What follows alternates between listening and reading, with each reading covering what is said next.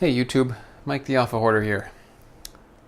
I'm sure my disclaimer is getting tiresome, but I haven't left. I am still around. I will still make videos. It's just been tough for a lot of reasons. Work reasons, personal reasons, but no matter. Today I want to dissect a weird anomaly of how vintage cards are both incredibly rare but also not quite as rare as you think. I have an estimate for what percent of alpha cards I think still exist. I want to go through that with you, see what you think, see if I left anything out. And then I want to encourage people to really emphasize near mint cards when they can, and as old as they can. And we'll get into those reasons in a minute. So, okay, first let's talk about alpha. This isn't alpha, this is just a visual. But the alpha print run consisted of 1,100 of each rare. Possibly a little less. Some numbers put it at 1,008 of each, but then some alpha cards were put into beta starter decks. So let's just go with 1,008. This is what 1,008 cards looks like. So this is how many of each rare you would have. This many Black Lotuses. This many Shivan Dragons. So on and so forth. And it just about fills this box. Not quite. Which of course makes no sense because this is an 800 count box. But then again, since when did you expect the world to reconcile with itself? So anyway, this is for each rare, roughly speaking. And there are 116 different rares. So you'd have to imagine 116 of these boxes. 116,928 cards total. And this is 4,529 cards. Probably could have just used empty boxes, but I didn't think this through. This is the total number of each uncommon that was printed.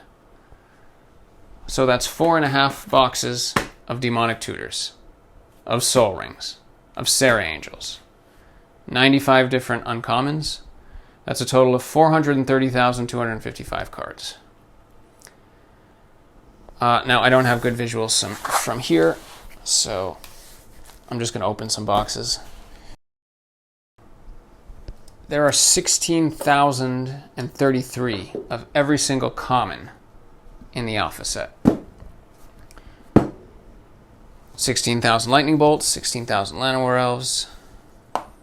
So that's, for all 74, that is a total of 1.186 million commons.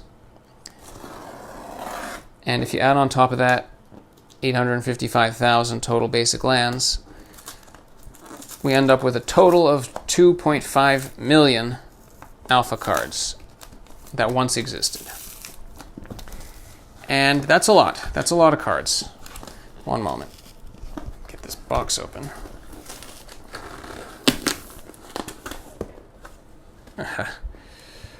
January 2023. That is how long some of these boxes have been sitting waiting to be opened. Unbelievable.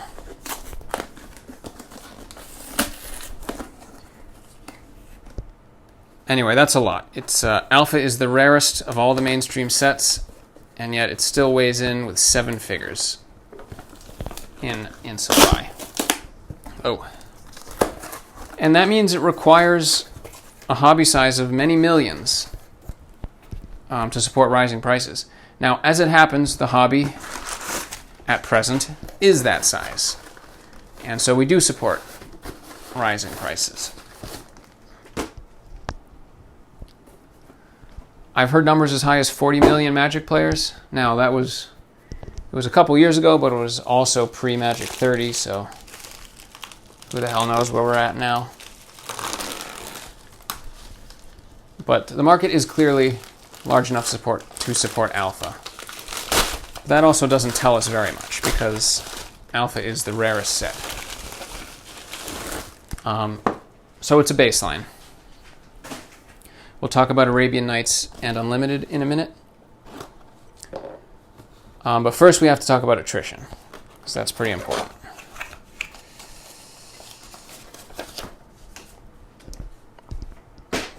Right.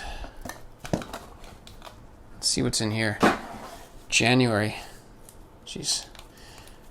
I have no idea at this point. It's really crazy. Once I started the YouTube channel, I kind of made a point of putting aside some of the more interesting packages, basically anything with a rare in it, more or less. And for a little while, I was doing videos at a decent clip, but not recently. And so they've just piled up. It is embarrassing now. So let's see what's in here. Hurricanes.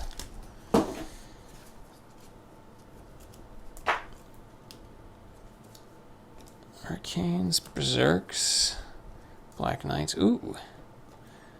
Storm. Wow, look at this.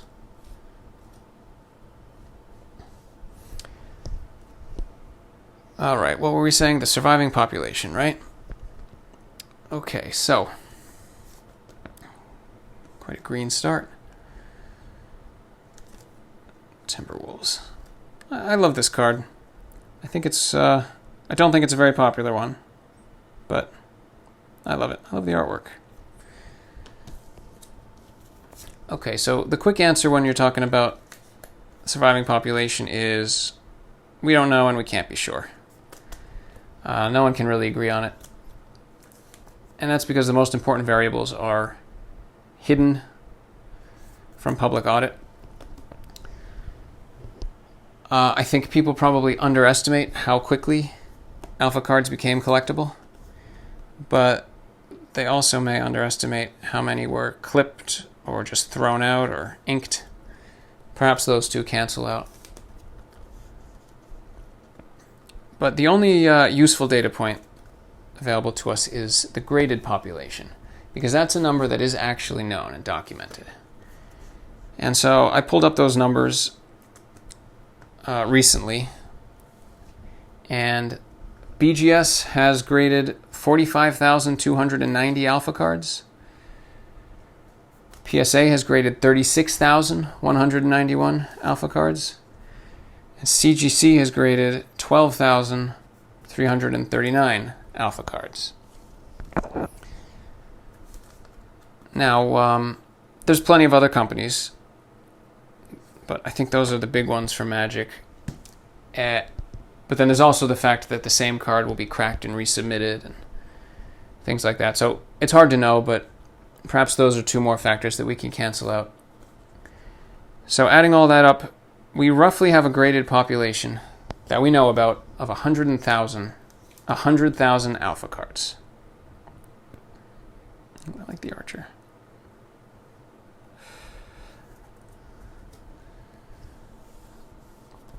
All right, re-sleeve all these later. 100,000 graded cards. So how does that help us? Well, if we could estimate the graded to non-graded ratio somehow, and we know the graded population, well, then we might have a chance of estimating the total population. At least that's my theory.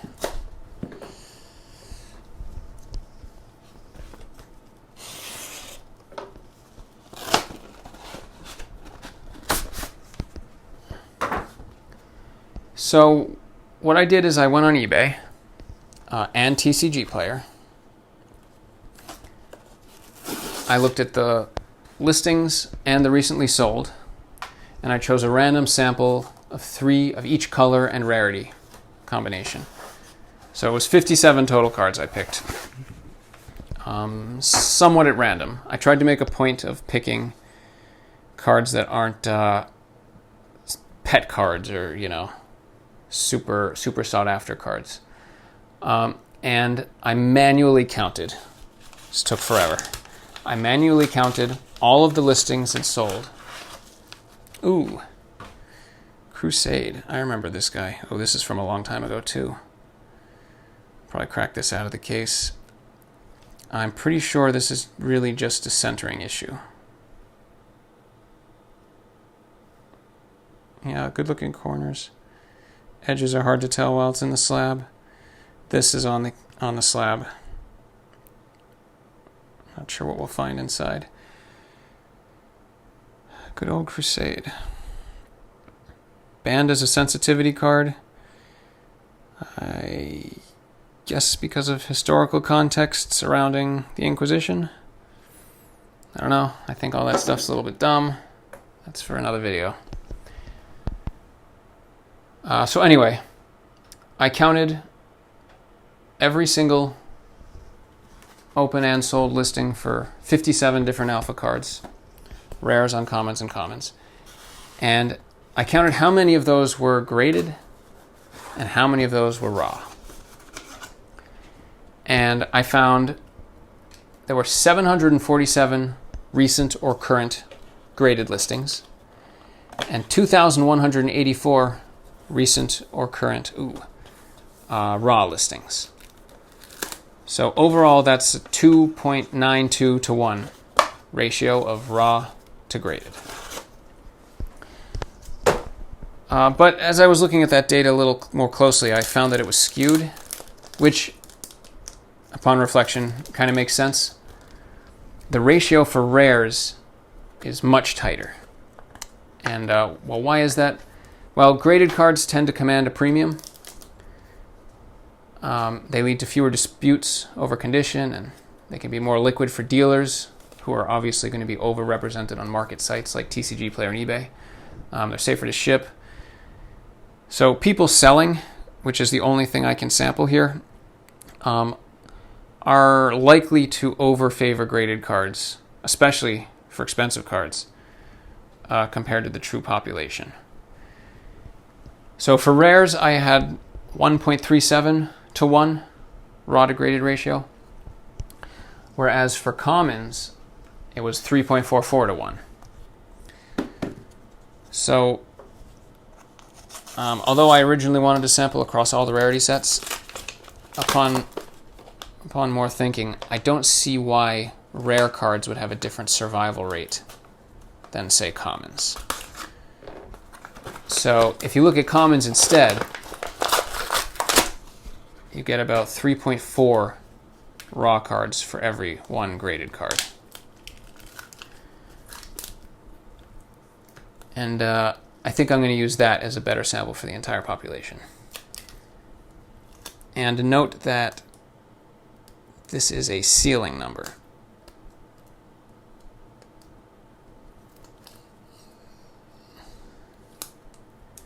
My old arch enemy of tape across the top. This little tool is pretty handy for that. It's got a little cutting edge, but it's shallow and fixed, so you really can't slip and damage anything. Let's see. Yeah, there we go.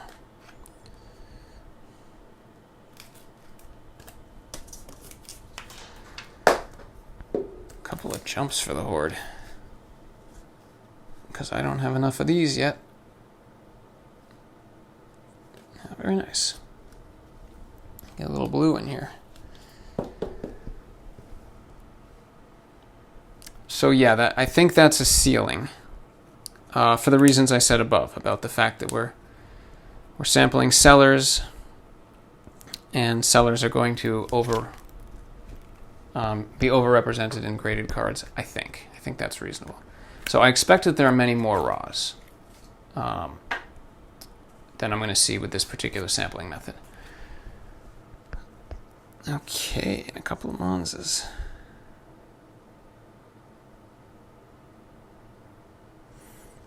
Good stuff. Okay, so what I did next was I took a card that I know a little bit about, and that's this guy, Jump. I got a few more here. So why am I looking at Jump?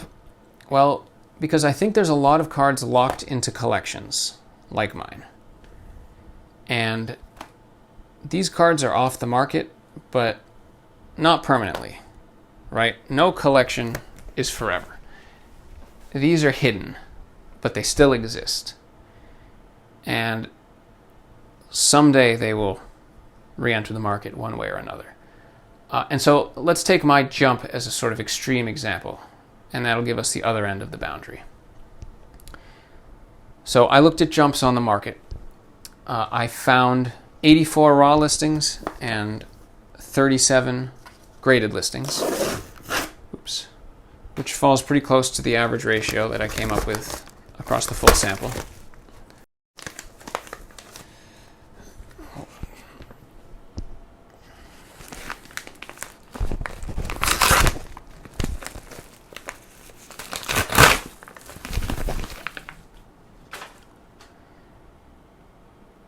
But for this card, I happen to know where another 120 plus copies live.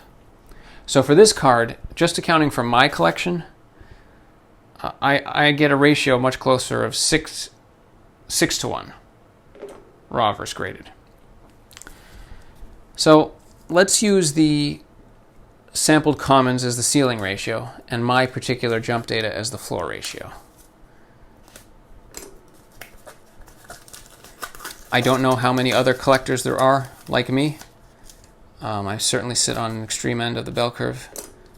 For alpha cards, I do know there are some. I don't think there are many. But there are many, many collectors of other sizes, some with only a handful of cards. So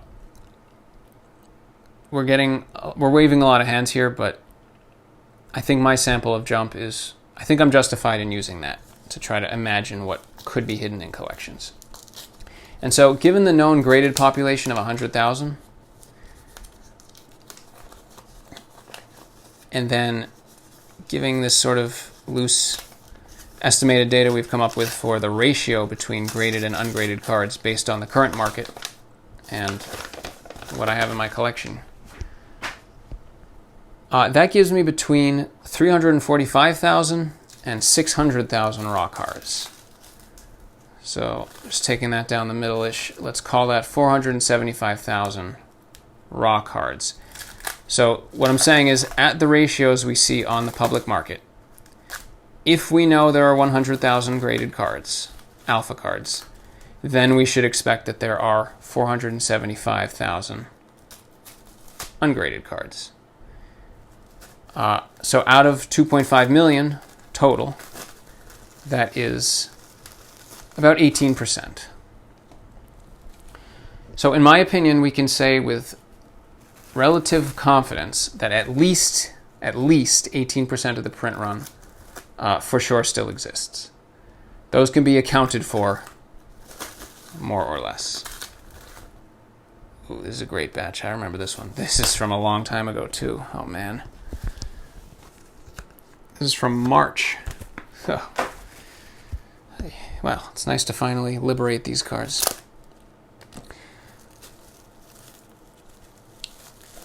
Okay, so at least 18% definitely exists.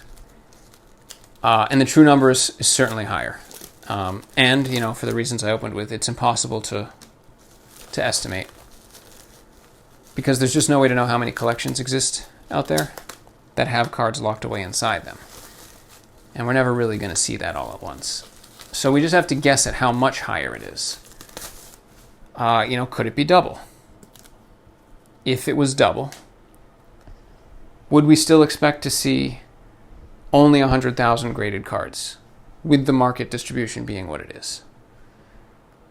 Could it be triple? You know, I don't know. You kind of have to decide this for yourself. But for my money, I'm on board with double. I think that sellers, dealers are reasonably twice as likely to be represented in graded cards.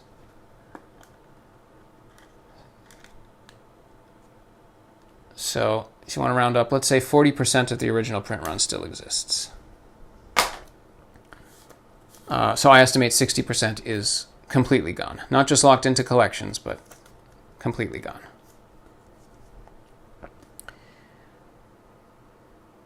So that's attrition. I don't want to get too much into condition rarity. It's a nice channel. It's very important, but I've covered it before. What I did on this channel is I went through TCG Player's inventory for a large sample of alpha cards. I don't remember the exact way I broke it down, but I went through a large sample of alpha cards and I counted the total number of listings that were categorized as near mint, light played, moderately played, heavily played, etc. I did the same for the pop reports, and that gave me an average ratio at that time of 20% of the cards on the market at that time and in the pop reports at that time were near mint condition. I think I used 8.5 as the cutoff for near mint for the graded cards. Sunglasses, very nice.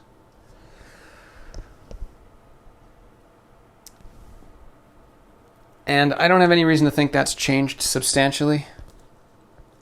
So about 20% of cards available for sale are near mint. That is another ceiling. Again, I think sellers are going to overrepresent near mint cards. They're just, they can be easier to sell than a really beat up card in some cases. So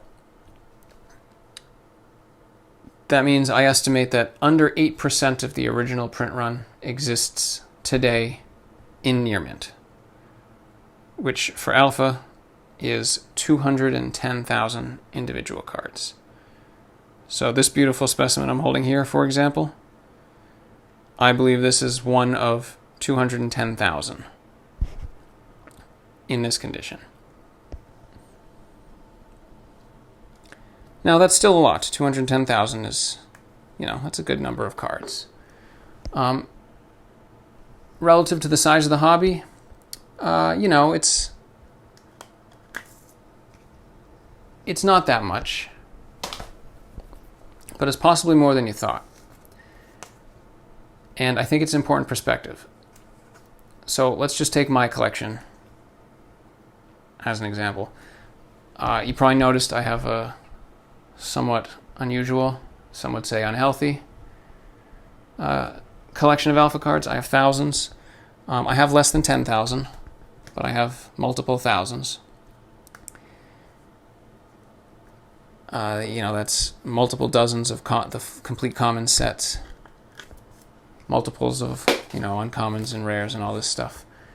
I've got nearly 4% of all the Raging Rivers. I have a lot of cards. But that's in the ballpark of 1/4% of the total print run. And ambitiously, it could be as high as 1.5% of the surviving print run. Which is, in some ways, like I said, it's definitely a lot, but it's also not that much. I mentioned before, there are some other outliers like me in the alpha collecting space. Not that many. And so, by and large, huge percentage of the surviving print run is just available. And that's really important because alpha is as rare as it gets. So all of these things I'm saying about alpha, maybe you think that it is actually a really small number of cards. And you're right, it is. But the point is, alpha is the most extreme example. Everything after this gets way more common. And so I want to look at a couple others here just to cover this. I'll leave it to you to look at things like Revised or the Silver Age. But let's just briefly comment on the later sets, and you'll see why I'm so concentrated on alpha. We will keep attrition and condition rarity to the side as we go forward. And generally speaking, that's because I expect that alpha is also the most extreme. Alpha is also the upper limit for attrition. Each subsequent set, I think it was more likely that a larger percent of the original print run was preserved because the game quickly became very popular and collectible and had value. And so, with each new set, you had more people trying to take care of the cards. So alpha is the extreme case for attrition as well as scarcity, as well as condition scarcity, being the oldest. So use your own judgment to apply condition and attrition rarity to the other sets. But okay, so we'll run through this quickly, and I'll wrap up the video. Arabian Nights, this has a print run of 5 million. So that's a total of 1.25 million uncommons, 3.75 million commons, and a third of a million deserts. So 1 in every 8 players in the whole Magic hobby could own an Arabian Nights card if they wanted to. Most of them don't. Rudy went on record this summer. He has completed his 100th Arabian Nights set, which is wild. But it's also only 0.15% of the Arabian print run, 1/6 of 1%. So as crazy as that is, you could imagine, suppose that there are 70 more Rudys hiding in basements around the world. 70 of them, all with this many Arabian sets. If that were true, it would still only be just touching double-digit percents of the entire Arabian print run. This box is giving me trouble. Yikes. They changed their authenticity boxes recently, but these are still the old ones. Let's see. Ooh, Air Elemental. Sheesh, I don't even remember ordering this one. Probably wouldn't crack her out at a 9. Oh, I love this card. So is Arabian Nights rare? Well, yeah.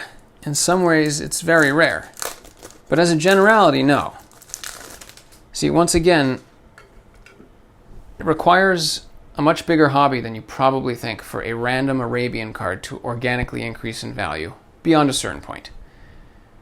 Especially if the hobby sort of fully commits itself to the Commander format, because now people don't even need 4 copies of a card. So when you are looking at some of these older sets,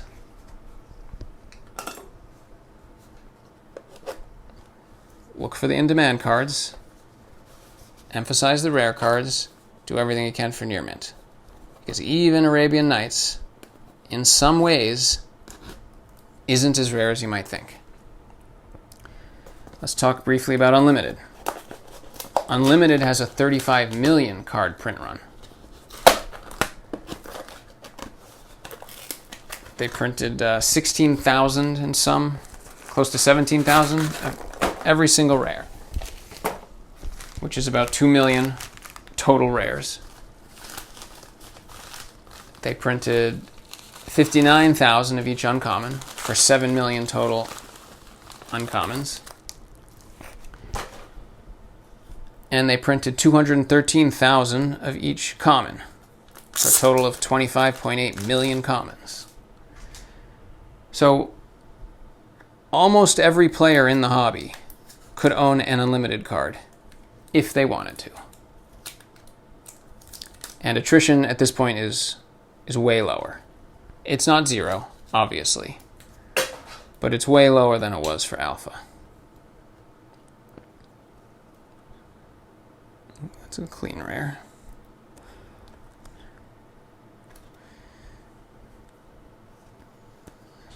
Wolf of Swords. Very nice. I think I'll stop opening today. Wow, look at this. Shit. Ooh, feels good to open cards again, I gotta tell you that. Anyway, so yeah, there's a lot of Unlimited cards. And if the hobby contracts, Unlimited commons, for example, are going to have a very hard time finding pressure to support price growth. And this is the rare stuff. My point here isn't to discourage you from, pursuing Arabian Nights or Unlimited. It's actually about the sets I'm not talking about. So let's just take the Dark as one last example. And again, the point of all this is for you to then project forward onto Silver Age Revised, where I think caution is warranted. But if you've been with me for a while, you'll know that I did a buyout of the card Exorcist back in January of 2022. And I shared the results for the public. This is what I ended up with after that. Let's make room for it. So this was the final result of that experiment. This was a $10,000 budget intended to last for a number of months. The details are in the video. I ended up with 350 copies of Exorcist. Some of them quite nice.